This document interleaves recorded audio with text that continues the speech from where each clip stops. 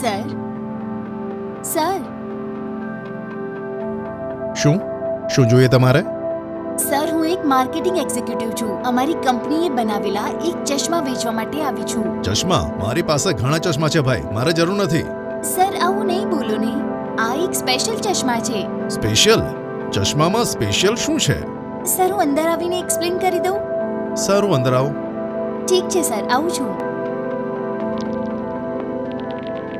બેસો. હમ,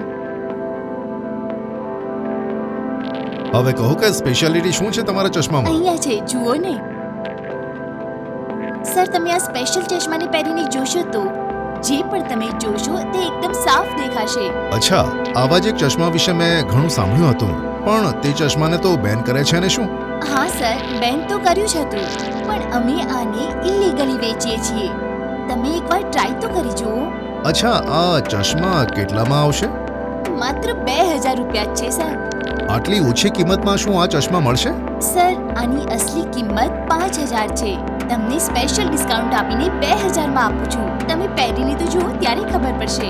સારું, મને એક ચશ્મો આપો તો. હા ઠીક છે sir. Hello. Thank you sir. આ લો, પહેરી લો. Thank you sir.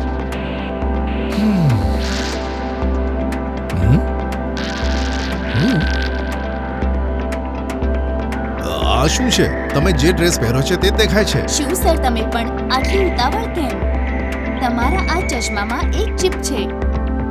જો બે ચશ્મા એક સાથે પાસે પડ્યા છે તો તે ચિપ વર્ક નહીં કરે. તમે કોઈ બીજા સાથે ટેસ્ટ કરી લો. મારે મોડું થાય છે, હું જાઉં. આમાં જો કોઈ પ્રોબ્લેમ હોય તો હું કોન્ટેક્ટ નંબર આપું છું, મને કોલ કરી લેજો. સર એક બીજી વાત. શું છે બતાવો.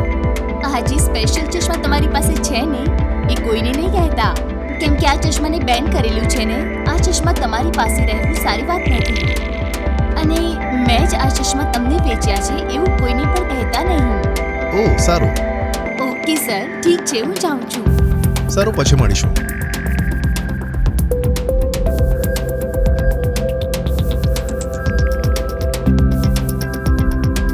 તમે કોણ છો? સર નેક્સ્ટ ફ્લાઇટમાં કીર્તના નામની એક આંટી છે ને, તેમના વિશે કંઈ જાણો છો? પેલો ચશ્મો આ છોકરી ઉપર પ્રેક્ટિસ કરીને જો. એક મિનિટ, હું આવું છું. હા સર. ક્યાં ગયા તે? ફરીથી બોલો. આ પાગલ છે કે ચશ્મા પહેરીને ફરીથી પૂછે છે. નેક્સ્ટ ફ્લાઇટમાં કીર્તના નામની એક આંટી છે, તે ક્યાં છે ખબર છે તમને? હા, ચશ્મા પહેરવાથી કોઈ પણ તમારી સામે આવે તો કપડા વગર દેખાશે એવું જ બોલતી હતી ને પેલી, પણ આવું તો કશું દેખાતું નથી. હેલો. અરે નેક્સ્ટ ફ્લાઇટમાં કીર્તના આંટી ક્યાં છે તે ખબર છે કે નહીં? અરે હું પહેલાથી જ કન્ફ્યુઝનમાં છું અને તું કીર્તના આવીને કોને પૂછે છે? ચલ જા અહીંયાથી. જરૂર આ પાગલ જ લાગે છે. ચશ્મા કેટલા એક્સપેક્ટેશન્સ થી ખરીદ્યા હતા, ઉલ્લુ બનાવીને જતી રહ્યા. મારા પૈસા બરબાદ થઈ ગયા. એક છોકરી આ રીતે મને ઉલ્લુ બનાવી ગઈ. આ કેવી રીતે થાય? આ જમાનામાં 2000 કમાવા કેટલું મુશ્કેલ કામ છે. ઓ ગોડ, મારા 2000 રૂપિયા પાણીમાં જતા રહ્યા.